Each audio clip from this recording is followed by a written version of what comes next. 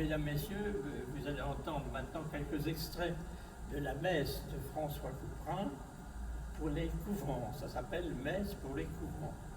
À cette époque, c'était des messes très longues et entre les chants, il y avait des intermèdes d'orgue.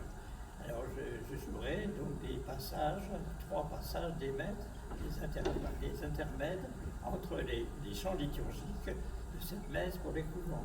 François Couperin, une famille d'organistes sous Louis XIV, a fait 2 messes, une messe pour les paroisses et une messe pour les couvents, et actuellement qui sont considérés comme des chefs-d'œuvre de l'orgue classique.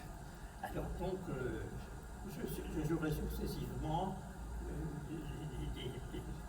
des intermèdes entre le chant des Kyrie eleison. Kyrie eleison, ça veut dire Christ, pour pitié de nous. C'est les premières prières de l'Église dans la messe. Et entre les versets du Kyrie eleison, Christ eleison, l'orgue jouait des intermèdes.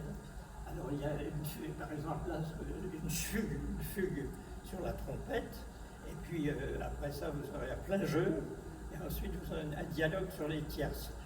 Alors je profite de ça pour parler un petit peu de l'instrument. L'orgue a été fait par M. Chéron, qui était facteur d'orgue au Mans.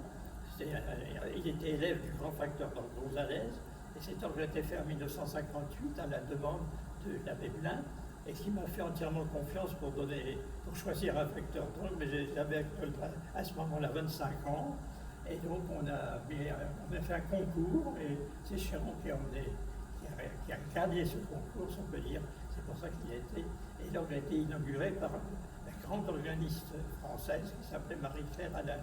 Et depuis ce temps-là, l'Association des Amis de l'Orgue organise depuis 1958 des concerts tous les étés, sous les directions d'abord d'Elie Knaï, qui était l'organiste, qui est resté 15 ans organiste de cette église, mais après, l'abbé Blin a organisé lui aussi des concerts d'orgue, si bien que maintenant, à l'église de Lyon-sur-Mer, il y a un noyau de concerts d'orgue qu'on peut entendre vers le mois de juillet, le mois d'août. Voilà. Alors voilà maintenant la fugue sur la trompette. Ça peut paraître bizarre de faire une fugue sur la trompette, alors que le texte dit Seigneur, prends pitié de nous, mais à cette époque-là, c'est comme ça. Ça n'était pas du tout larmoyant, au contraire, c'était plutôt gai. Et les concerts et les messes duraient 3 heures. Alors c'est pour ça qu'il fallait faire patienter les fidèles au logement, l'hiver, pour les distraire un petit peu.